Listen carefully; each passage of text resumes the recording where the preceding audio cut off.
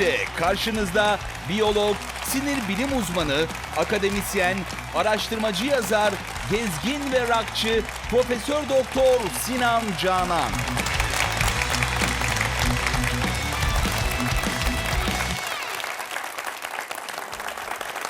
Efendim hoş geldiniz. Merhaba merhaba. Stüdyomuz maşallah. Işıl ışıl konuklarımız bugün bizlerle beraber.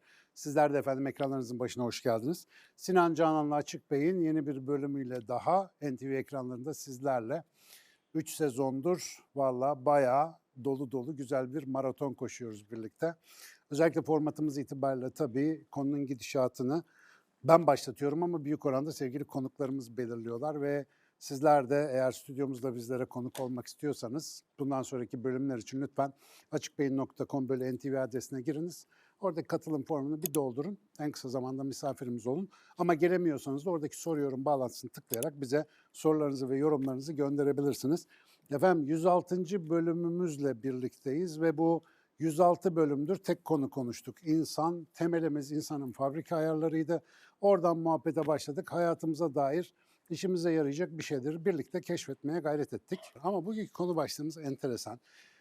Yanlış ya da kötü bir şey olduğunu bilmemize rağmen bugün en azından 2 kez yaptığınız bir şeyden bahsedeceğiz şu ana kadar. Mesela son 24 saat içinde en az 2 kez yapmış olduğunuzu düşünüyorum. Pek aslında tasvip etmediğimiz ama sık sık başvurmak zorunda kaldığımız bir yeteneğimizden, adına yalan dediğimiz bir şeyden bahsedeceğiz. Biz neden yalan söylüyoruz? Yalansız bir hayat olabilir mi? Bu yalan nereden çıkıyor? Kökeni nereye dayanıyor? Ve hangisi iyi, hangisi kötü? Biraz bunu konuşup daha doğru bir hayat tasarlayabilmek için yalanı birlikte anlamaya çalışacağız. Hazırsanız başlayalım.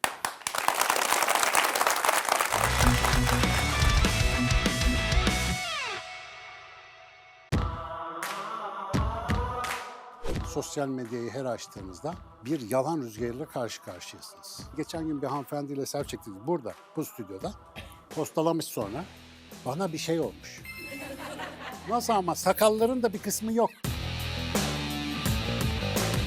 Yalanı söylemek mi daha kolay, sürdürebilmek mi daha kolay? Hocam gerçekten beyaz yalan vardır diyoruz ya. Evet. Beyaz yalan gerçekten beyaz mıdır? Dürüst olmak size göre kolay mı, zor mu? Bulunduğunuz bir yerde dürüst olmanız zorsa odadan çıkmanızı tavsiye ederim. Yalan söyleyecek birinin karşı tarafın zihnini okuyabilme ya da tahmin edebilme becerisi olması lazım. Bu da ne demek? Bayağı gelişmiş bir beyin istiyor, kolay değil. Öyle bir hipnotik etki yaratırlar ki bu telefon dolandırıcıları falan işleri var ya, sakın ben düşmem demeyin bak. Evet. Sağ olunuz efendim tekrar geldiğiniz için. Nasıl hayat güzel mi? İyi gidiyor mu her şey? Yani çok kötü gidiyorsa burada olmazdınız zaten. Demek ki tuzunuz kuru, keyfiniz yerinde diye tahmin ediyorum. Burada olduğunuza göre harika. Mesela işler yolunda çok şükür. Hani böyle iyi gidiyor falan ama mesela buraya gelirken bile birilerine nezaketten de olsa ufak bir yalan söylemiş olabilir misiniz acaba? Ne bileyim yani bir düşünün şöyle. Yani normal bir günde normal bir şey yaparken alışkanlık itibariyle refleks olarak sık sık başvurduğumuz bir şey. Mesela en sevdiğim örneği diyelim hastanede arkadaşınız ameliyat oldu. Ziyarete gidiyorsunuz. Ameliyat hali bu ya. Narkoz alıyor bilmem ne pejmürde vaziyette yatıyor. Giriyorsunuz içeri. Arkadaşınızın durumu çok iyi gözükmüyor normal haline göre. Ama ne diyorsunuz? Ay vallahi çok iyi gözüküyorsun maşallah. Şimdi bu yalan mı? Yalan. Ama olmasa ne olur? Yani patates gibi gözüküyorsun bu ne kardeşim diyemezsin. Yani gördüğünüzü tam da söyleyemezsiniz. Demek ki bazen lazım olan ama yani çok böyle nasıl diyelim aktif bir kimyasal bileşik gibi çok az ve dozunda belki kullanılması gereken bir şeyden bahsediyoruz. Aslında gerçeği büküyoruz yalan dediğimiz zaman. Eski tabirle hilaf-ı hakikat beyanda bulunmak ya da hilaf-ı hakikat davranış göstermek. Ya gerçekliğe uygun olmayan bir şeyler yapıyoruz aslında. Aslına bakarsanız bizden başka mesela bunu yapan canlı var mı biliyor musunuz? Birbirini böyle çıkar için kandıran. Var, birazdan göreceğiz. Canlılar aleminde çok yaygın bir şey aslında ama bizimki kadar gelişmiş, bizimki kadar sofistike ve bizim kadar yıkıcı yalan söyleyebilen başka bir türlü çok karşılaşmıyoruz. Bunun için ne lazım? Yani sizin karşı tarafın zihnini manipüle edebilmeniz için. Yani buna şöyle bir şey yapıyoruz aslında biz. Mesela ben size yalan söyleyeceğim zaman ki hayatta yapmam. Ama size yalan söyleyeceğim zaman diyorum ki mesela şimdi karşıdakinin zihninden şöyle bir şey geçiyor. O dünyayı şöyle görüyor. Dolayısıyla ben ona şuradan bir hikaye kurarsam onun zihnindeki durumu böyle manipüle edebilirim diye bakıyorum aslında. Yani nasıl bir beceri lazım? Yalan söyleyecek birinin karşı tarafın zihnini okuyabilme ya da tahmin edebilme becerisi olması lazım. Bu da ne demek? Bayağı gelişmiş bir beyin istiyor, kolay değil. Mesela bebekler zaten konuşamıyorlar ama konuşsalar muhtemelen yalan söyleyemezlerdi. Yalan ne oluyor? Belli bir süre sonra öğrendiğimiz bir şeye dönüşüyor. Bu da tabii ki beynimizin gelişmesini ve biraz yetkinlik kesbetmemizi, yetkinlik biriktirmemizi gerektiriyor. Mesela size bir şey sorayım. Az önce minik bir örneğini verdik ama hayatınız boyunca hiç yalan söylememiş olsaydınız hayatınız nasıl olurdu? Şu andaki ilişkileriniz nasıl olurdu? Eşinizle, çocuğunuzla, arkadaşlarınızla. Hiç yalan söyleyemiyor olsaydınız. Olur muydu? Bugüne kadar böyle gelir miydi bu işler? Ya bugün sanki böyle söyleyince de yalanı güzelliyormuş gibi olacağım ama bir kere bir şeyi tanımak için onu bir yerli yerine koymak lazım. Yani bir kere yalan külliyen kötüdür deyince o zaman selam veremezsin millete. Asansörde gidiyorsun. Merhaba, ne haber diye soruyorlar. Ya ciğerin yansa bile iyiyim deyip geçiştiriyorsun yani. Sonuçta orada bütün derdini dökemezsin ki o insana o planda. Yalan bazen küçük versiyonlarıyla bizim sürtünmesiz bir şekilde yaşayabilmemizi de sağlıyor ve o yüzden aslında bilişsel bir başarı. Birazdan göreceğiz neden bilişsel başarı. Çünkü mesela doğruyu söylemek için ne yapıyorsunuz? Var olan bir şeyi hatırlıyorsunuz, diyelim söylüyorsunuz. Ama doğru olmayan bir şey söylemek için ne yapacaksınız? Düşüneceksiniz, taşınacaksınız, yeniden kurgulayacaksınız, pot kırmamaya, yakalanmamaya çalışacaksınız, gerçeklerle çelişmeyecek şekilde tahkim edeceksiniz. Ve o yüzden yalan aslında bayağı zor bir iş. Zira stresli de bir iş. Birazdan yalan makinelerini konuşacağız nasıl çalıştığını. Biz aslında o stresi ölçüyoruz yani yalan bizi geriyor. Çünkü beynimiz doğruyu çok rahat hatırlarken yalanı kurgulamak için ekstra enerji sarf ediyor. Bir şey için bu kadar enerji sarf ediyorsak, bu kadar yatırım yapıyorsak bir faydası olmasa biz bunu kullanmazdık. Dolayısıyla önce bunun faydasını anlayalım. Sonra da siz bir el kaldırmıştınız. Buyurun efendim bir söz verelim. Merhabalar, ismim Merhaba. Ayşe Elçin. Hocam iyi ki Hoş varsınız. Bilmukabele siz de aynı şekilde tekrar hoş geldiniz Ayşe Hanım. Hoş bulduk. Şimdi yalan baktığınızda dürüstlük basittir. Yalan komplikedir, zordur dediğiniz gibi. Biz aslında bunu yaparken, bu yalanı söylerken ciddi anlamda organize oluruz. Tabii. Organize olduğumuz zaman da ciddi bir kafa çalıştırırız, beyin jimnastiği yaparız. Aslında günün sonunda ama hani hepimizin mutsuz olduğu, istemediği bu yalan duygusu ama günün sonunda çoğumuz da mutlu eder. Mutlu mu eder? Bir dakika, orada bir duralım. Şimdi yalanı genellikle bir şeyden kıvırmak, acıdan ya da sorumluluktan kaçmak bilmem ne için kullandığımızda belki biraz rahatlarız geçici olarak. Ya Ama acaba gerçekten mutlu mu eder? Şöyle şimdi günlük olaylarda dediğiniz gibi hasta örneğinde hastalıklarda ya da ne bileyim birini kırmamak adına bunun pembesi kırmızısı oluyor zaten yaptığımız söylediğimiz içimizden hani mutluluk olsun diye verdiğimiz yalanlar doğru mutlu eder ama diğer tabii sorun haline gelebilecek pozisyonlardaki ya da olmaması Manipülasyona gereken matuf olduğu zaman. olmaması gereken durumlarda evet gerçekten bu düşünülmesi gereken 2-3 kere acaba söylesem Şimdi ne olurdu? şöyle bir ekleme yapsam. Hasta yatağındaki arkadaşa kibarlık olsun ve cesaret olsun diye işte beyaz yalan söylemek ya da pembe neyse rengi nedir tam bilmiyorum ama öyle bir yalan söylemek bizi mutlu etmese de onu da beni de daha mutsuz olmaktan korur desek doğru mu? Doğru. Yani durumumuzu korumamızı sağlar bir kere durum bu. Ama diğerinde ne kadar sofistike yalan söylerseniz söyleyin. Eğer vicdanınız ölmemişse, daha önce vicdan konusunu konuşmuştuk, hızlı takipçilerimiz hatırlayacaklar. Beynimizdeki amigdala denen o stres merkezi doğru olmayan bir şey yaptığımızda bir sinyal veriyordu. Yapma diyordu içeriden. Yapma, buna vicdan sızısı diyorduk mesela. Vicdanımız sızlıyordu onu yaparken. Ama aynı şeyi tekrar tekrar yapınca vicdan alarmı duruyordu. Bir daha ötmüyordu yani. Dolayısıyla vicdanı öldürmemişsek eğer o manipülasyona yönelik bir şey belki başta bize bir kazanç sağlıyor ama eve gidince ne oluyor? Ben ne aşağılık insanım ya. Nasıl söyledim onu ya falan diye bir kıvranıyoruz.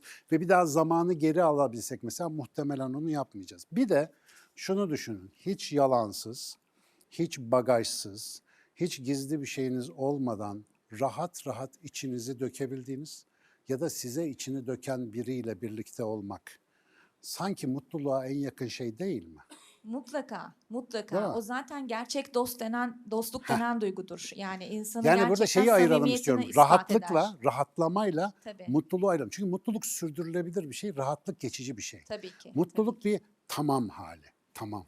Yani bu var. Mesela o insanı görmesen bile, o insanın orada bir yerde var olduğunu bilmek bile sana kendini iyi hissettirir. O yüzden sürdürülebilir dediğim biraz oydu. Yalanla ilgili çalışmalar, birazdan size birkaç örneğini de göstereceğim de beyinden kolay kolay tespit edemediğimizi gösteriyor. Çünkü yalan çok sofistike bir şey. Herkes farklı bir şekilde söylüyor ve hani gönül isterdi ki beynin bir yalan bölgesi olsun. Mesela mahkemede takalım cihazı, bakalım burası yanıyorsa bunu hapse atalım falan diyelim ama sistem öyle çalışmıyor. Yalan o kadar ustaca bir şey ki beyin görüntülemesinde bile kendini gizleyebilen bir şey. Zira çok eski bir yetenek ve bütün tabiata yayılmış bir yetenek. Hani dedim ya daha evvel, diğer canlılarda da var diye. Mesela bu taklitçi böcekler falan var, işte renk değiştiren hayvanlar var biliyorsunuz.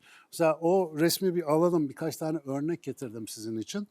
Bu tabiattaki başkalarını taklit ederek çıkar sağlayan arkadaşlar.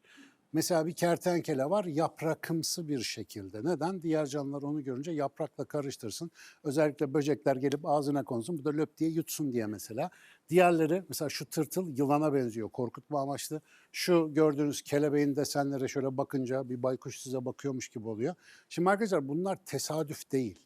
Bunlar bu canlıların denediği sayısız kamuflaj mekanizması arasında en çok işe yarayıp da bu canlıya avantaj sağlayıp kalıcı hale gelmiş olanlar. Tabiatta çok denemeler var ama çoğu başarılı olmuyor ve bu hayvanlar böyle bilinçle, mesela ben şimdi üzerimi yeşil otlara benzer bir şeyle kapatayım aşağıdaki kurbağadaki gibi, beni görenler işte mantar zannetsinler falan diye düşünmüyor. Mesela bunun gibi tonla kurbağa, tonla kelebek var ama bazılarının desenleri bir şekilde diğerlerini kandırabildiği için bunlar daha çok hayatta kalıp tabiatta yayılıyorlar. Dolayısıyla bu hayvanlara bir zeka atfetmesi pek yapamıyoruz. Vay lan ne güzel düşünmüş falan demiyoruz. Çünkü sistem içerisinde sistemin kendi bilgeliği var. Ona göre organize olmuş.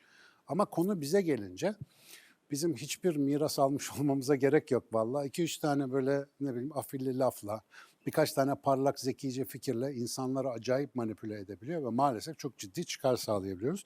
Biliyorsunuz İstanbul'da köprüleri falan satan dolandırıcılar vardı zamanında. Yani yalanla yapabileceğimizin hakikaten sınırı yok. Bu arada hani köprüleri birilerine dolandırıp satıyorlar deyince gülümsüyoruz ya. Arkadaşlar yeterince kuvvetli ve iyi söylenmiş yalanlar öyle bir hipnotik etki yaratırlar ki bu telefon dolandırıcıları falan işleri var ya, sakın ben düşmem demeyin bak. Punduna geldiği zaman uygun zamanınızda öyle bir aceleye getirip sizi düşünemez hale getirebilirler ki insan psikolojisinin zaaflarını bildiğiniz zaman buradaki en büyük silahınız, unutmayınız, bu da yeri gelmişken kamu spotu olsun. Sizden tanımadığınız birisi herhangi bir şey talep ettiğinde bir şey yapmadan önce durmaktır. Bir durmak. Çünkü acele ettiğiniz zaman düşünemezsiniz ve o yalanın etkinliği üzerinizde çok daha fazla artar. Dolayısıyla bu hayvanların böyle davrandığı bir yerde insanın da bu kadar hani ekstra donanımlı bir varlık olarak biraz daha iyi performans göstermemesini beklemek boşuna olurdu ama biz tabii ki yalanın boyutlarını kötü halleriyle çok iyi biliyoruz. Ama biz mesela sadece diğer canlılar gibi hayatta kalmak için yalan söylemiyoruz. Sadece işimiz bu değil. Çünkü bizim bu aralar hayatta kalma problemi olan var mı? Mesela sizi vahşi hayvanlar falan kovalıyor mu? Onlardan gizlenmek için özel bir kamuflaj falan lay lay lom geziyoruz. Yani çoğumuz için yani 100 bin sene öncesine kıyaslarsan yediğimiz önümüzde, yemediğimiz arkamızda. Çok şükür bir bolluk devrinde yaşıyoruz biz. Ama artık sosyal rekabette avantaj sağlamak için, değil mi? Hakkımız olmayan çıkarları sağlamak için falan da yalan söyleyebiliriz. Bunu ikiye ayırabiliyoruz temelde. Birincisi stratejik olarak karşıdakini manipüle edip kandırmak için yalan söylemek. Bir de refleks olarak. Yani nasılsın? İyiyim. Halbuki değilim. Ama refleks olarak böyle diyesimiz geliyor. Ya da işte seni çok iyi gördüm falan. Bu tarz böyle refleks olarak düşünmeden söylediğimiz şeylerde bir ayıp günah yok bence. Ama karşı tarafı belli bir yöne, özellikle gerçekçi olmayan bir yöne doğru yönlendirmek ciddi bir problem. Massachusetts Üniversitesi'nde yapılan bir çalışma 10 dakikalık sıradan bir sohbette bile insanların ortalama 2 ila 3 kez yalan söylediğini, bak hiçbir zorlama yok, sadece sohbet ediyorlar, 2 ya da 3 kez yalan söylediğini göstermiş ve ilginç olanı Bu insanlara soruyorlar, biraz önce hiç yalan söylediniz mi diye. Yo diyorlar. Videoyu seyrettiriyorlar. Vallahi söylemişim diyor yani. Refleksif yalan böyle bir şey. Gün içinde o kadar fazla kullanıyoruz ki farkında bile değiliz. Ve bakın, bu kadar biyolojik olarak bizi hayatta tutmaya, toplumsal bağ sağlam tutmaya yarayan böyle bir araç bilinçsiz bilinçsiz dilimizden kaçıyor ya, biz bunun gücünü bilmiyorsak bir süre sonra yalana teslim olabiliyoruz. Yalanı hayatta bir araç haline getirebiliyoruz. O yüzden yalanın yerini ve zamanını, mantığını anlamak çok önemli. Okullarda bize bunu öğrettiler mi? Ne dediler? Yalan kötüdür, geç git. Ya kötüdür de, yani yarın bir gün sen bana işte seminer ver diyorsun, insanların karşısına çık bir şey anlat diyorsun, reklam yap diyorsun. Bunların komple yalan. Çıkıp mesela orada olmadığın bir şey gibi görünmenin yöntemlerini anlatıyorlar. Bu da yalan. Sokağa çıkarken Allah aşkına evdeki pijamayla çıkan var mı? Bak, bu programın kostümü. Simsiyah, ince gösteriyormuş, öyle diyorlar. Arkadaşlar burada hiç işe yaramıyor. Dışarıda beni her gören diyor ki hocam sen çok daha zayıfmışsın falan diye. Biz siyahı o teoriyle giydik ama o yalan da yaramadı. O da olmuyormuş. Kamera ilave ediyor çünkü. Mesela evimizde giyinip kuşanıp süslenip püslenip dışarı çıkmamız yalan değil mi? Makyaj yapmamız yalan değil mi? Hanımlar pardon, ama yani orijinali böyle değil. Ama biz bir şey koyuyoruz üstüne ki daha presentable olsun, kendimizce daha kabul edilebilir olsun diye. Hayatın ne kadar içindeymiş, gördünüz mü? Bayağı yalancıyız ya. Moraliniz bozuldu mu? Bozulmasın. Çünkü biz orijinalde böyle değildik. Mesela çocuklar ne zaman yalan söylemeyi öğrenir? Bununla ilgili çok çalışma yapıyor. Daha önce çok söyledim, insan çocuklarıyla, bebekleriyle çalışma yapmanın bir zorluğu var. İnsan bebeği çok aciz doğuyor ya. Yani doğduğunda birkaç ay tık yok, yani bir şey soramıyorsun, edemiyorsun, dil bilmiyor. Refleksleri de yerli yerinde değil. Yani kolay deney yapamıyorsun pek. O yüzden o dönemler hakkında bilgimiz yok. Ama yaklaşık 2-3 yaşında çocukların söyledikleri yalanların hayalle gerçeğin birbirine karışmasıyla alakalı olduğunu biliyoruz. Öyle manipüle etmek için, seni yanıltmak için yalan söylemiyor çocuk. Dolapta diyor canavar gördüm diyor mesela.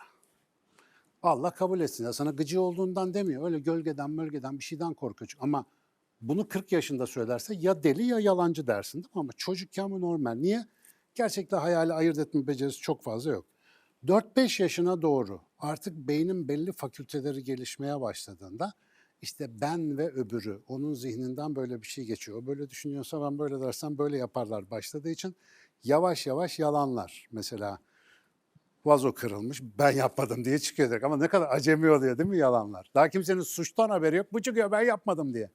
Kimse daha öğrenmemiş ama yalanı söylemeyi yavaş yavaş öğreniyor. Tabii sonra zaman içerisinde daha usta olacak, özellikle 7 yaştan sonra. 7. yaş biraz büyülü bir şey çünkü beynin ön tarafı da gelişmeye başlıyor. Ön tarafın gelişmesi kaptan köşkünün yetkin hale gelmesi demek. Artık ondan sonra evde kur dışarı çık salla salla. Tabii ki değerler, etik kurallar değil mi? Ahlaki eğitim, kültürel tutucular doğru yerleştirilmemişse de bu iş maalesef şeyden çıkabiliyor, şirazesinden çıkabiliyor. Bir başka üniversitedeki çalışmanın sonucu var bakın. 2 yaşındaki çocukların %30'u, 3 yaşındakilerin %50'si, 4 yaşındakilerin ise %80'i yalan söyleyebiliyor. Bak oran nasıl artıyor yukarı doğru çıkınca. Yani evde çocukları eziyet edin diye söylemiyorum. Ama bu kazanılan bir beceri ve beyin gelişmesiyle ortak gidiyor. Yani at başı gidiyor. Bir şey daha var. Şimdi bir de buna eklenen bir şeyler var. Şu anda sosyal medyayı her açtığınızda bir yalan rüzgarıyla karşı karşıyasınız. Yalan. Yani benim arkadaşım bir gönderi gönderiyor mesela. Bana diyor ki beğensene. Gönderdim. Ben açmadığım için sosyal medya. Bir diyor beğensen diyor çok takipçim olur. Açıyorum. Kendi resmi olduğunu iddia ettiği bir resmi o değil o. Şimdi ben orijinalini biliyorum. Beğenemiyorum. Elim gitmiyor. Korkuyorum yani. Ya yalana ortak olmak çok ayıp bir şey değil mi? Basmış filtreyi, inceltmiş, yandan çektirmiş, bir şeyler yapmış, başka bir insan olmuş. Ve maalesef böyle ünlenen bazı arkadaşlarım oldu. Yani böyle görüne ünlendiler, sokağa çıkamıyorlar. Birisi orijinal hallerini görecek diye yani. Bu çok fena değil mi? Şimdi bir de böyle bir katman var. Artık sanal bir imajlar aleminde yaşıyoruz. Herkes kendini istediği gibi gösterebiliyor. Mesela bak internette istediğin kadar zeki olabilirsin. Sadece soruya cevap vermeden önce 5 dakika yapay zekaya sor. Oradan Google'da ara, bir şey yap. Şak lafı yapıştır. Vay be, işte budur falan filan. Öyle değil halbuki. Orijinalinin öyle olmadığını biliyorsun ama dijital yalana çok müsait bir yer haline de geldi ya. Ve şimdi sevgili dostlar, çocuklarımız 7 yaşını bile bulmadan nerede vakit geçirmeye başlıyorlar? Dünyaları bu, sanal ve yalan dünya. Dolayısıyla bu yetenekle, bu çöplük affedersiniz birleşince ortaya hiç hoş olmayan sonuçların çıkmasına da şaşırmamak lazım.